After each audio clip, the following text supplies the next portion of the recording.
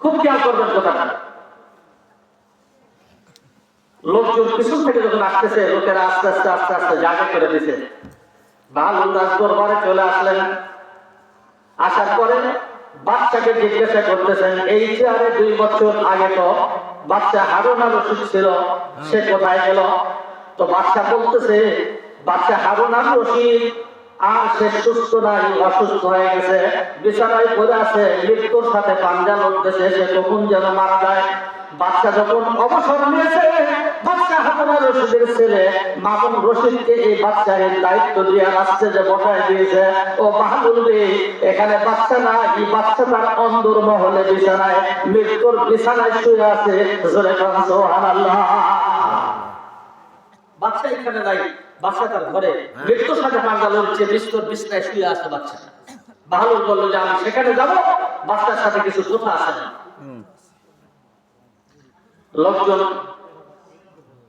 রাজ দরবার থেকে বাচ্চা হারুন আর রশিদের কাছে বাহাদুরকে নিয়ে যাওয়া হলো। বাহাদুর বাচ্চা হারুন আর রশিদকে সালাম দিয়ে তার পাশে বসে গেলেন।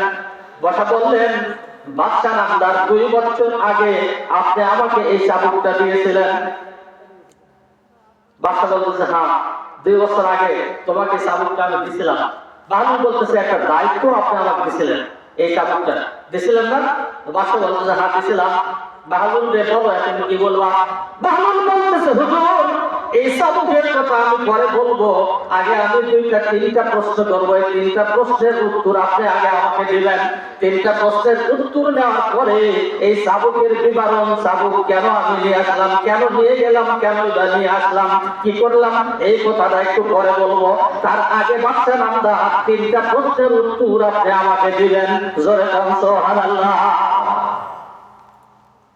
বাচ্চা বলছে, বাহাদুর রে, আমার তো জীবন যায় যায়, আমি মৃত্যু সহ্য করে আছি, তুমি কি প্রশ্ন করবো? বলে, হুজুর আমি খুব সহজ প্রশ্ন করবো, যার উত্তর দেওয়া আপনার অত্যন্ত সহজ হবে, আমি যা বলি আমার কথাটা শুনে।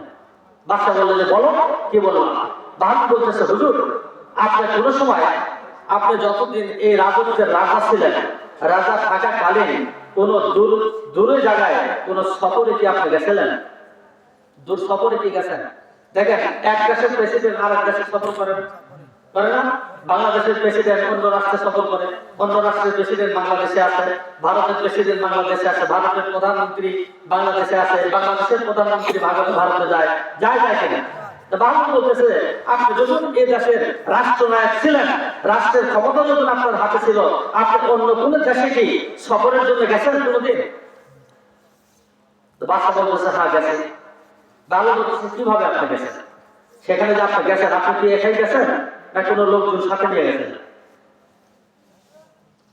বাচ্চা বলতেছে, বাহাদুর রে, আমি যখন অন্য দেশে সফরের প্রোগ্রাম দিয়েছি, যখন আমি সফরে যাব, তার আগে থেকে আমি সফরের প্রস্তুতি নিয়েছি সফরে যাওয়ার জন্য।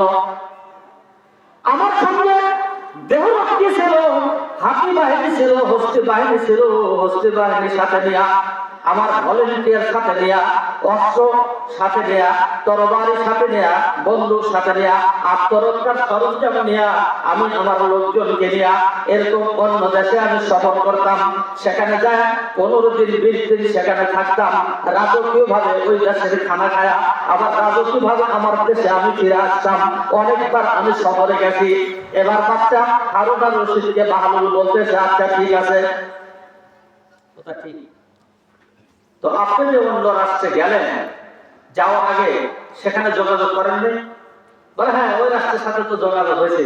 হবে না? বলে, আপনি যদি বিয়ে হয়, বিয়ে বাড়ি যান, তো 5 দিন আগে তো আপনি ফোন দেবেন যে বিয়ে আমি আপনার বাড়িতে আসতেছি। বলে কি বলে না? বলেন।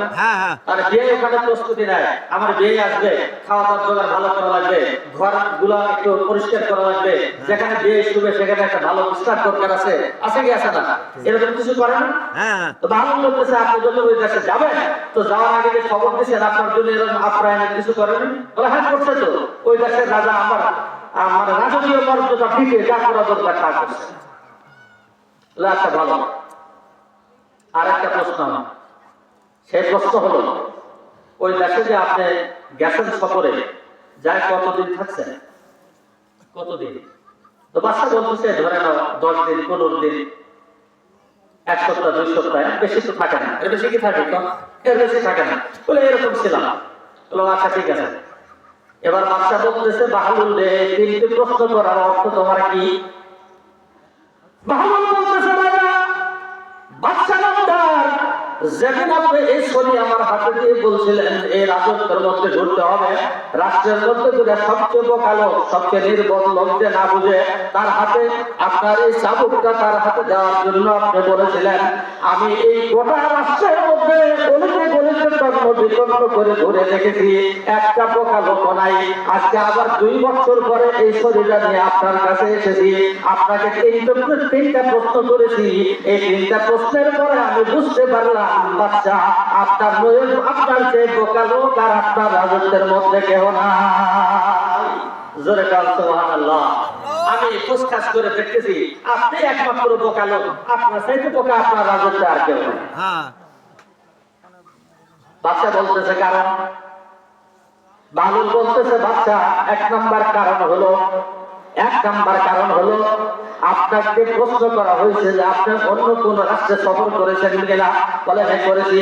সফরের সময় লোকজন সাথে সঙ্গে নিয়ে আপনি সফর করেছেন, 1 বা 2 সপ্তাহ সেখানে অবস্থান করেছেন, আবার ফিরে এসেছেন। ও বাচ্চা নাম্বার, আপনি ভালো করে জানেন যে এই বাচ্চাটি একদিন আপনার হাত থেকে ছুটে যাবে। এই বাচ্চার রাজ সিংহাসনে আপনি বসে থাকতে পারবেন না। এই তো আজকে আপনি মৃত্যু শয্যায় শুয়ে পড়েছেন, এখান থেকে আপনি এমন এক রাষ্ট্রের দিকে সফর করতে হবে ও বাচ্চা, যে রাষ্ট্রের ঠিকানা মহান আল্লাহ ছাড়া ওই রাষ্ট্রের খবর দুনিয়ার কোনো মানুষ জানে না। জোরে বলেন সুবহানাল্লাহ। কথা বলেন ঠিক কিনা? যে রাষ্ট্রে আমি আর আপনি যাবো, যেখানে আমার ঠিকানা, সেই রাষ্ট্রের খবর কেউ জানে না। বাহলুল বলতেছে বাচ্চারে, ওই রাষ্ট্রের খবর কেউ জানে না, অথচ সেই রাষ্ট্রে আপনি যাবেন। ওই রাষ্ট্রের জন্য বাচ্চা আপনি 60 বছর হায়াতে বাঁচার জন্য সিংহাসন তৈরি করলেন, আপনার বাসা বাড়ি তৈরি করলেন, বিল্ডিং তৈরি করলেন, থাকার জন্য 1 তলা বিল্ডিং করেছেন, আর একটা রড আপনি বাড়ি করে রেখেছেন, 2 তলা কমপ্লিট, 3য় তলার জন্য প্রস্তুতি নিচ্ছেন। বাহলুল বলে বাচ্চারে, এত বড় বিশাল রাজত্বের মালিক হওয়ার পরেও আপনি যেখানে যাবেন, যেখানে চলে যাবেন, যে দেশে আপনার সফর, আপনি বুকে হাত দিয়ে বলেন তো ওই সফরের জন্য, ওই দেশের জন্য আপনি কি তৈরি করেছেন? জোরে বলেন সুবহানাল্লাহ। কিছু কি তৈরি করেছেন আপনি ওই দেশের জন্য?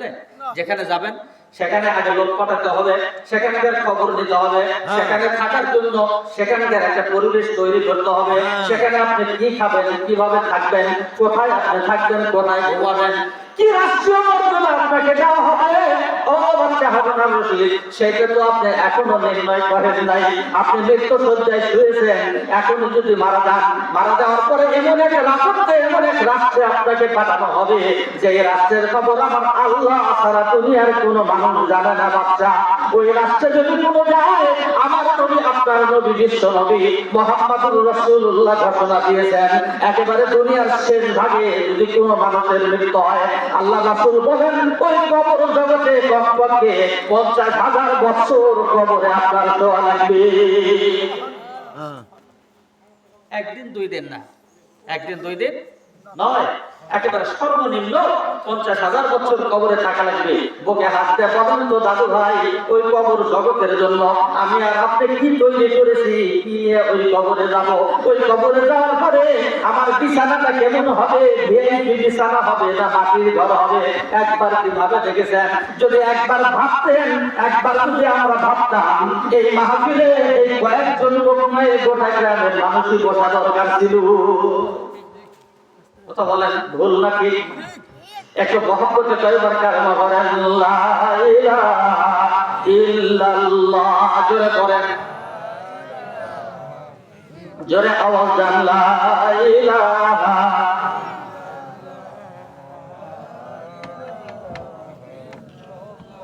লা ইলাহা ইল্লাল্লাহ, জোরে আওয়াজ দেন, লা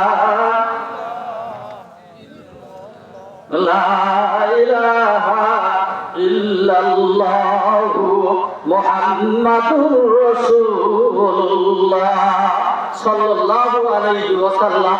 এবার বাচ্চা হারুন রশিদের চোখ বেয়ে পানির ফোঁটাগুলি পড়া শুরু হয়ে গেছে। বাহলুল বলে মাহমুদ রে, যেই দিন তোমার হাতে এই চাবুকটা আমি দিয়েছিলাম রে মাহমুদ, সেই দিনে যদি তুমি আমাকে এই ওসিয়তটা করতা, আমি দীর্ঘ 2 বছর বেঁচে ছিলাম রে মাহমুদ। ওই 2 বছরের মধ্যে আমি আমার মাওলার সাথে সম্পর্ক তৈরি করে ওই অন্ধকার কবরের সামানা আমি জোগাড় করে নিতে পারতাম রে মাহমুদ। তুমি 2 বছর আগে কেন এই কথাটা তুমি আমাকে বললা না? তুকু যাও সুন্নাতে আহমদ তুজা, তুকু যাও সুন্নাতে আহমদ তুজা, বা মোহাম্মদ গায়বুত নিসবত তোরা। একটু জোরে জোরে আল্লাহ রাসূল বলেন সুবহানাল্লাহ। এখন সে মারা যাবে, মৃত্যু সজ্জায় পড়ে আছে, আফসোস করে কি আর লাভ আছে বলেন? আফসোস করে লাভ আছে? সময় যদি চলে যায়, গুজারতা জামানা ফির আতা নেহি দোবারা। আপনি যখন 14 বছরের যুবক ছিলেন, আপনি যখন 20 বছর বয়স ছিল যুবক ছিলেন, সেই সময়ের কথা এই সময়ের কথা একটু ভালো দেখেন। এখন আপনার গায়ে বল নাই, চামড়া ঢিল হয়ে গেছে, আপনি উঠতে পারেন না, বসতে পারেন না, আপনার সময় শেষের দিকে এসে গেছে বাপজান। এখন আপনি কি করবেন? আপনার করার কিছু নাই।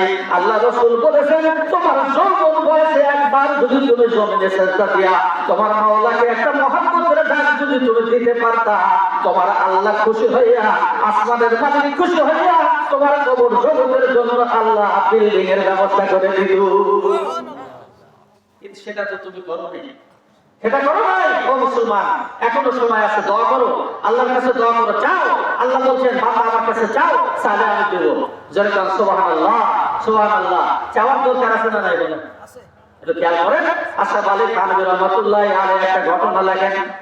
আমাদের আগের মুরব্বীরা যখন মারা গেছে, আমরা বিভিন্ন জায়গায় কবর দিছি, বাস্তবে আড়ার মধ্যে, বাড়ির পাশে, জঙ্গলে কবরস্থান ছিল না, বিভিন্ন জায়গায় মুরব্বীদের মাটি দেওয়া হচ্ছে। থানভী রাহমাতুল্লাহি আলাইহি লেখেন যে এরকম এক ব্যক্তিকে কবরে দাফন করা হয়েছে। তো ওই রাস্তা দিয়ে রাত্রের বেলায় একটা লোক হাঁটা যাচ্ছে। কবরস্থানের রাস্তা দিয়ে কিন্তু আমরা অনেক সময় যাই কি যাই না বলে? হাঁটা যাই।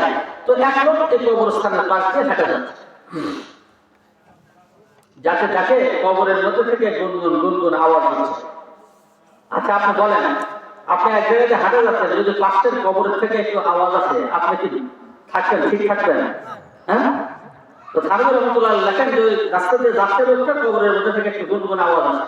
তো লোকটা আর একটু আগে গেছেন, জানা কবরে দেখে যে এরকম একটা শোরুম পর্যন্ত এরকম একটা সেটে কবরের উপর দিয়ে, যেরকম শিয়াল কুকুর রাস্তা পার করে ওরকম একটা সেটে উপরে আসে। তো লোকটা ওই উপর দিয়ে উকি দিছে, উকি দিয়ে দেখে কবরের মধ্যে একজন মানুষ দাঁড়ায় নামাজ পড়তেছে। যেরকম সুবহানাল্লাহ।